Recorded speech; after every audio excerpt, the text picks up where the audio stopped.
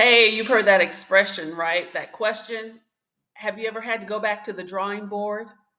Well, I am back at the drawing board as a life strategist, strategizing my life right now. This is Shawn, and I want to welcome you to the 6 R's to guide your life reset. And this is what I'm actually using right now, these 6 R's, to go over my life as I seek to get back on track and to be better than ever. So, we've all had just lots of interesting times during what I have coined the Great Interruption. And so now that we're somewhat on the other side, I am still working to get back on track better than ever, as many of you are. So I'm hoping these will be helpful for you as they are for me. And before we get started with the 6 R's, I want to share with you what I created called the Wheel of Focus, where we have 7 key life areas in which to thrive. And I want to be sure that you do not overwhelm yourself, that you choose one area to focus on right now. Me, I am focused on the last one. Future, professional. That's where my conundrum is right now, and where I'm using these 6 R's to reset my life right now. So, the first R is reflect, a life overview. So, here I am right now in what I consider the early third quarter of life. You see, I used to play basketball. I grew up playing basketball. And, basketball has 4 quarters. And so when you go in at halftime, our coach, of course, would let us know what was going well and what we needed to improve as we headed to the second half of the game for the third and the fourth quarter. And if, of course, the fourth quarter ended in a tie, then we went into overtime. And let me tell you right now, there hasn't been anyone who has lived to be 100 in my family, in our branch, and I'm declaring that I'm going to be the first one, and I'm going to live to 105. So we'll see if God grants that request of mine. Okay. So now, being in the early third quarter, I have had to go back and ask, okay, what is the play right now that I need to run so that I can start getting back on track and putting some more points up on the board, right? Yeah. So I have a birthday in June, which always gets me to reflecting because it's halfway. A year is halfway over when my birthday comes. So that always kind of startles me because I vividly remember January. And so now that we're starting the second half of the year, July, August, September, I have a marketing plan. And these are the 3 months that we are to activate. So I am working to really get myself activated with what I'm to be doing right now in this third quarter of the year, as well as this early third quarter of life. So, life overview. We're up in the plane in the 30,000 foot view, looking down, looking over our life. And so, as I said, I utilize quarters. So I'm thinking about up to 25. Okay, first quarter, 26 to 50. Second quarter. Okay, now third quarter, 51 to 75. What do I want to be, do, have, and give in this third quarter of life? So, my area of focus, like I said, is future professional right now. So, I worked in the public school system for a very long time and thought I was going to be a principal right about now, elementary school principal. But late second quarter, life gave me a big jolt when my older brother and only sibling died. And so that kind of took me off track for a bit. I did go into property management for 2 years because I wanted to learn the business because I have a vision of owning multifamily real estate. And so then I have created an incredible middle school girls program that I'm working to really get out there in a big way right now, Girl to Goddess. And I have a product line that I'm working to continue to build. And I love public speaking, activating people out there. And so I am working on building that as well. So as I reflect, I'm looking over my life. I'm looking at the skills, gifts, talents, and abilities that I have. And I already kind of started the process because I have places where I've written down my life by decades, and I also have a way that I look at my life by quarters. So I want you to take some time, schedule it, because if you don't schedule it, it doesn't happen. Take some time to just sit with yourself and just let things come up as you decide by quarter or by decade, listing things out. You're going to think about your life in that way so you can assess it and begin to build the next phase, which with whatever of those seven key life areas you're deciding to focus on right now. All right, now we're going to ruminate and ponder. And we naturally do this stuff all the time. So as you're sitting with yourself, you're asking yourself questions, you're observing your life. You are that person sitting up there in the corner and you're looking down on you over all the years and checking yourself out. And for me, I'm really asking myself, okay, how did I get here? Looking at the choices and the decisions that I made, asking myself lots of questions. And you might get immediate answers and then you might not. So just let the process be what it will be. And then I'm also asking myself, so when and where did I get out of alignment? Because I'm really off and I am no longer willing to be off. I am ready to stay on purpose and in alignment and agreement with what I'm supposed to be, do, have, and give in this early third quarter of life. I'm asking myself, okay, so what worked?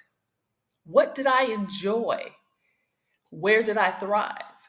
But then I'm also asking myself, what didn't work? What didn't I enjoy? And where didn't I thrive?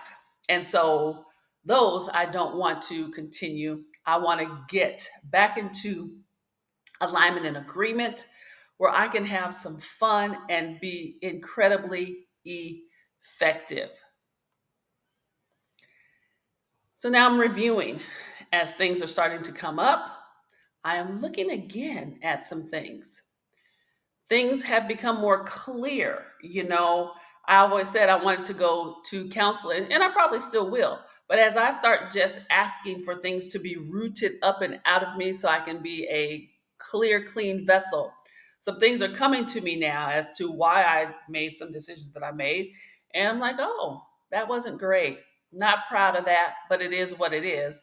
And it's all to the good anyway, because all things work together for the good of those who love the Lord and who are called according to his purpose. So everything that has happened that I have been through, it's all working together for my good. So as I see things more clearly, again, I'm asking my questions to myself. Who or what should stay? Who or what should go? And there's some things that just probably need to be tweaked. And I'm asking myself, okay, so what are those things that I can keep that just need to be tweaked? And well, I might just need to go ahead and try something new. So I'm asking myself that as well. Do I need to try something new? And if so, what should it be? And then we are here to reconsider. Consider again. So I was a public school educator for a very long time. And many aspects of the system were okay, and many were not okay. And as I said, I thought I was going to be an elementary school principal right about now, but that's not the case because there were some things about the position that just did not flow well with my style and my personality. And so I know I'm a very effective leader and educator, and I need to impact the lives of youth on a more bigger scale. So I'm asking myself now, where are the right environments for me? I'm asking myself, where is a great fit position for me? And I'm pondering, do I need to resume a public school position? Or are there other options available to me where I can thrive and use my skills, gifts, talents, and abilities in the best way possible? And I think I said earlier that I was also a multifamily property manager.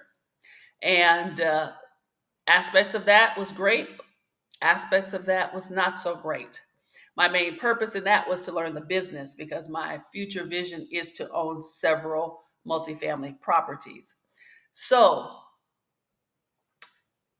should I consider again doing that? Should I consider again going back to the public school system? Or where should I consider taking myself so that I am at my highest and best use? So, I am thinking about things to consider again. And the fifth and the sixth, the risk and reward. Evaluate the worth. I have a philosophy of try it once and stay for 2 years. And as I did my overview of looking in my first quarter of life, where I took a position in Tokyo, Japan to teach English because I had never had the international exchange experience in high school because I was always too busy with school, with the community, with student government, with being a multi sport athlete year round. So there was never really a time for me to go overseas to France because I was studying French and I'm still studying French. I got to go to Cameroon on a exchange as a delegate for the Seattle Limbe Sister City Association. So I got to use some French over there. But at any rate, I told myself, you know what? It'll be okay because you can always come back. The plane will bring you back if you don't want to stay. So, flying over the Pacific for my first time, didn't know but one person, my friend Ruiko, who I met at Nordstrom because I was there working during the Christmas holiday season to get some money because I was leaving for Japan in February. So I said, okay, the risk, the reward, that paid off well. I have some wonderful friends to this day and have gotten to go to various other countries because I've gone to visit them in other places. And so now, as I mull over the things, the answers that are coming to me as I seek to strategize this third quarter of life, I am really working on evaluating the worth of the choices. And you know, that good old pro and con list works really well, writing it down. I also consider the Spirit. I ask the Holy Spirit to guide me so that I am fully on track and staying in alignment and on purpose. And then here in the natural, also counseling with prophetic friends and people in other professions and friends who know me well to guide me along the way. So, this is a wonderful season to be in. I'm excited about what's happening because there's things that I know are about to burst forth because I want to be able to impact, inspire, and influence the lives that I'm called to and help elevate people to their highest authentic self here in the earth. And I'm excited about it. So I hope these 6 R's have been useful to you.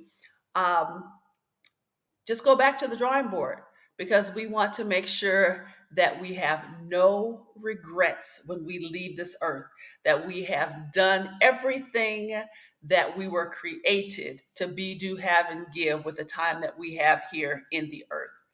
So, as I sign off on my videos, just want to remind you that this is Shawn. Life is brief. Pursue your purpose. Live fully activated. Be you. Smooches.